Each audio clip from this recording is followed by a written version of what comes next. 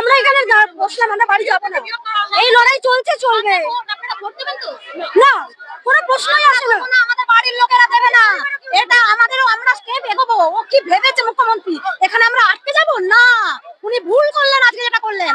আমরা তো ভোট দেবো না, আমাদের আমরা পুরো তুলে ফেলবো, তুলে ফেলবো। আমরা এখানে মেয়েটা আশা রাখি করতে পারে, এইবার ওরা দেখবে। আমরা আজকের পরেও ভেবে দেখতাম, কিন্তু আজকে যিনি ওটা করেছেন, এরপরে উনি কতটা ভুল করেছেন এইবার ভেবে দেখবেন উনি। এটা আমাদের প্রাপ্য টাকা, আমাদের টাকা আমরা পাচ্ছি না। কত ভয় পাচ্ছে, হ্যাঁ আশ্চর্য, মানে ভয় পাচ্ছে। ওনাকে আমরা ভয় দেখাতে পেরেছি, এটা আমাদের সফলতা। আমরা ওনাকে ভয় দেখাতে, রাজ্যের শিক্ষা ব্যবস্থা নড়বড়ে হয়ে গেছে, রাজ্যে সবকিছু চাকরি চলে গেছে রসতলে। এই নিয়ে কি মানে কি মানে কোনো ভাষা নেই, কোনো ভাষা নেই বলবার। শিক্ষা তলানিতে চলে গেছে বলেই আজ এই অবস্থা। কারো মধ্যে একটা মানবিকতা বোধ নেই। পুলিশগুলোকে দেখুন না, একটা মানবিকতা বোধ আছে। সব তো একবারে সব বাচ্চাটা বাবা। আমাদেরকে খেলা মেলা সমস্ত জায়গায় ডিউটি দেয়। আমাদের কাজ হচ্ছে মা শিশুকে নিয়ে, কিন্তু আমরা এক্সট্রা অনেক ডিউটি করাই। তার জন্য কিন্তু কোনোদিন কোনো পয়সা দেয় না। রবিবার পর্যন্ত আমরা ডিউটি করাই। আমাদের 24 ঘন্টা তৎপর টাকার ডিউটি। মা শিশু ছাড়া আমাদের এক্সট্রা অনেক ডিউটি করাই। খেলা মেলা রাত 12টাতেও আমরা যাই হসপিটালে। মুখ্যমন্ত্রী বলেন যে রাত্রিবেলা মেয়েরা নাকি বাড়ি থেকে বেরোবেন না। সেখানে আমরা রাত 2টোর সময় প্রসব করাতে হসপিটালে নিয়ে যেতে হয়। তাহলে আমাদের নিরাপত্তা কোথায়? আমাদের তো নিরাপত্তার দরকার। তাহলে উনি সেদিকে কর্ণপাত করছেন না কেন, উনি আলোকপাত করছেন না কেন, এটা আমাদের প্রশ্ন ওনার কাছে। আজকে এই অনারির মধ্যে কিছু হয়ই না। উনি ভাবেন আমরা অনেক টাকা ইনসেন্টিভ পাই, সেগুলো ভেঙে ভেঙেই আমাদেরকে দেওয়া হয়। তাই সরকারের কাছেই আমাদের আবেদন যে সমস্ত ব্যাপারটা যাতে ভালো করে দেখা হয়। উনি এখনো কর্ণপাতই করেন নিষেধ হবে। আমাদের যে দাবিগুলো উনি হয়তো ঠিকমতো শোনেননি, বারবার উনি ডাকছেন। আমরা বারবার 7 তারিখে বলা হলো আজকে, কিন্তু আজকে এরকম ভাবে হেনস্থা করে স্বাস্থ্য ভবনের দিকে যেতে দিচ্ছেন না, বাড়ি থেকে বেরোতে দিচ্ছেন না, বাড়ি থেকে তুলে নিয়ে চলে যাচ্ছেন। আমরা এই ভয়ে বাড়ি থেকে ইউনিফর্ম পরে বেরোতে পারিনি আজকে।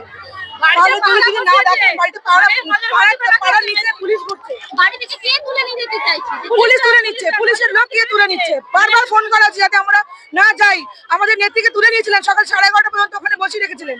আমরা ইউনিফর্ম ছাড়া ভয়ে পালাতে হয়েছে, পালিয়ে আমরা এখানে এসেছি ইউনিফর্ম ছাড়া। আমরা মেট্রো স্টেশনে আমাকে আটক করেছিলেন, আমাকে কিছুতে মেট্রোতে আসতে দেবেন না, বলেছে দিদি বাড়ি যান, আপনি যদি স্বাস্থ্য ভবনের সামনে যান আপনাকে ওখান থেকে পুলিশে তুলে নিয়ে যাবে, আপনি বাড়ি চলে যান। বারবার আমাকে ওই মোড় ঘুরিয়ে দিয়েছেন। আমরা বাধ্য হয়ে আবার ঘুরে এসে বাসে করে এখানে ধর্মতলায় এসেছি। উনি মানবিক নন। উনি যদি মানবিক হতেন আমাদের এতদিন ধরে ঘোরাতেন না।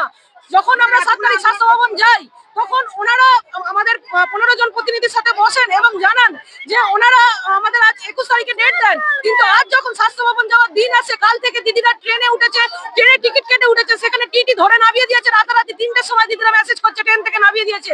শিয়ালদায় দিদিদের স্টেশনে নামার পর ওখানে ওরা বিক্ষোভ মিছিল করছে, দিদিদের একটা জায়গায় এগোতে দেয়নি। সমস্ত দিদিদের আটকে দেওয়া হয়েছে বিভিন্ন জেলায়, বিভিন্ন আমাদের নেতৃত্বদের থানায় তুলে নিয়ে গেছে। আমাদের এখান থেকে মিছিল ঘুরিয়ে দেওয়ার চেষ্টা করছে। ওনারা চাইছেন না কোনো জায়গায় জমায়েত করি। আমরা 4-5 জন দাঁড়ালে ওখানে গিয়ে জিজ্ঞাসা করা হচ্ছে আপনারা কারা, আশাকর্মী? আমরা আজকে বাধ্য হয়ে আউটড্রেসে এসেছি। বারবার জিজ্ঞাসা করছে, আমাদের আশাকর্মীদের ওপরে নজরদারি করতে বলেছে, আশাকর্মীরা দাঁড়ালে তুলে নিতে বলেছে, আপনারা এখানে জমায়েত করবেন না। আমাদের মোড় ঘুরিয়ে দেওয়ার চেষ্টা করছে। আমরা কোনোভাবেই এখান থেকে উঠবো না, আমাদের দাবি যতক্ষণ না মানা হয়।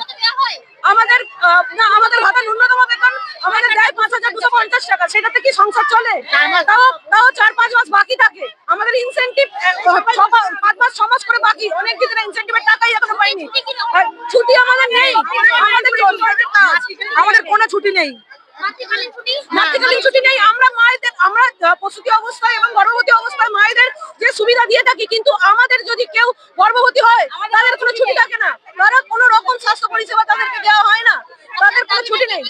আমাদের দাবি, আমাদের প্রথম দাবি হচ্ছে আমাদের সরকারি স্বীকৃতি দিতে হবে এবং আমাদের ভাতা বৃদ্ধি 15,000 টাকা করতে হবে এবং যেসব দিদিরা মারা যাচ্ছেন তাদের পরিবারকে 5 লক্ষ টাকা তুলে দিতে হবে এবং যারা 60 ঊর্ধ্ব দিদি হয়ে গেছে, কাজ করতে পারছেন না, তারা আর কাজ করতে চাইছেন না, তাদের 5 লক্ষ টাকা দিয়ে তাদের অবসরকালীন অবসর দিতে হবে।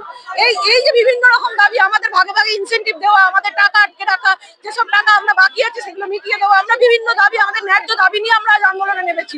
তাতেও আজকে আমাদের থেকে মুখ ফিরিয়ে নেওয়া হচ্ছে না। আমাদের স্বাস্থ্য ভবন দিতে দেওয়া হয়নি। বিভিন্ন দিক থেকে আজকে বিভিন্ন পৌরসভা, বিভিন্ন জেলা, রাজ্যের পুলিশ নামিয়ে দেওয়া হয়েছে। পশ্চিমবঙ্গের বিভিন্ন পুলিশ ট্রেনে উঠে উঠে মেয়েদের খোঁজ করছে এবং ধরে ধরে নামিয়ে দেওয়া হচ্ছে। ট্রেন থেকে বাস আটকে দেওয়া হচ্ছে। আমাদের যেভাবে হোক আমাদের স্বাস্থ্য ভবন যেতে দেওয়া হবে না। ওনারা ধারণা করে নিয়েছেন যে যেতে দেওয়া হবে না।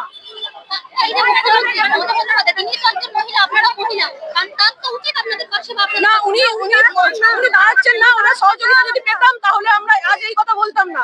কিন্তু উনি যে মানবিক, উনি যে মহিলা, আজকে ওনারাই ডেট দিয়েছেন, আজকে আমাদেরকে প্রত্যাখ্যান করছেন।